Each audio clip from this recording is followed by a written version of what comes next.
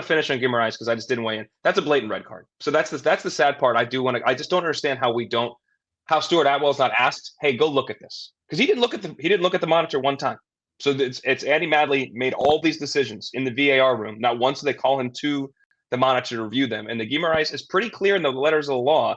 Any contact away from the ball by a player and the head or neck area is violent conduct and due a red card. It's pretty black and white. So I don't know how you look at it and not allow somebody to rectify that situation. Especially that's kind of what VAR is there for. Atwell's not necessarily going to see that. The play moved on. That's not necessarily his job to see that behind the play. That's why the cameras are there. That's why VAR is there. But we don't need to belabor it anymore. This is a massive disconnect. But there's always situations, but there are a couple here that are, to me, mind-boggling. Something that we need to go deeper. And look, I don't wish anybody ill will, but I think for me, there's got to be suspensions that just like players sometimes. We talk about players. There has to be accountability. That's what the lack of accountability that these mistakes are made over and over again. And yes, you get demoted, you miss a week, but this is the best league in the world. It's the most watched. It's the highest paid, the biggest media rights.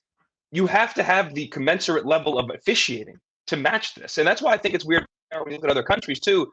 I feel like, especially in Germany, they're not concerned with the referee in the middle, like his or her feelings on the call. They're trying to get it right. And I think a lot of times, whether it was you hear Mike Dean say what he thought as a VAR in the past and didn't want to show up this guy, didn't want to put him in the spotlight, just get the call right.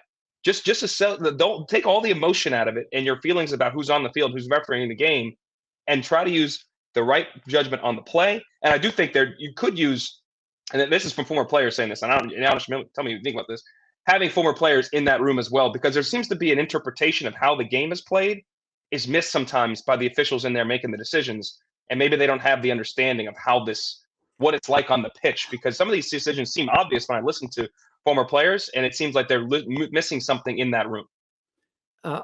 Look, maybe. Bottom line for me is I feel cheated. I'm not a fan of Newcastle or Arsenal. I feel cheated because in preparation, instead of talking about the game, and I was making some tactical points because it was a fascinating game, maybe not a lot of chances, but because of the physicality, because of the two massive clubs, because of the great atmosphere, because of the implications that this have, because Arsenal are going to be, again, pushing Manchester City. Newcastle are showing that they, once again, are going to be very, very important. And who knows, they may be pushing themselves, if not for top four, maybe they'll progress somehow.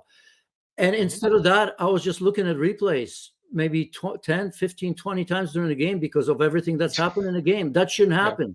I should be able to watch this game and try to talk about who played well, who didn't. I wanted to make some notes because I felt it was a very interesting tactical game. And because that's something that I like to talk about, this was a perfect opportunity. Two managers that like to play positive football for the most part, that like to attack, which they did.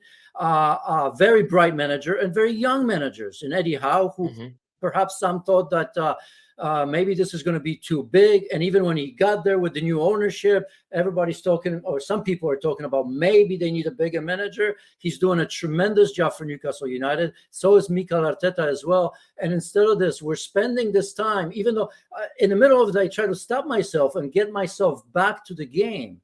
But yet it feels in most of these big matches, we just talk about these decisions.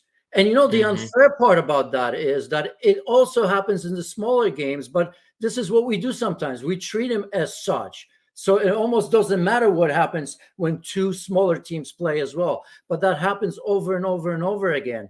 And look, maybe one day they'll get it right. Technology improves, and I truly believe, I don't want to be absolutely negative on this one because I believe that they'll eventually get there. But I definitely feel cheated today because at the end of the day, I've made 10,000 notes about this game. And here we are talking about this because really it had such an impact on the game.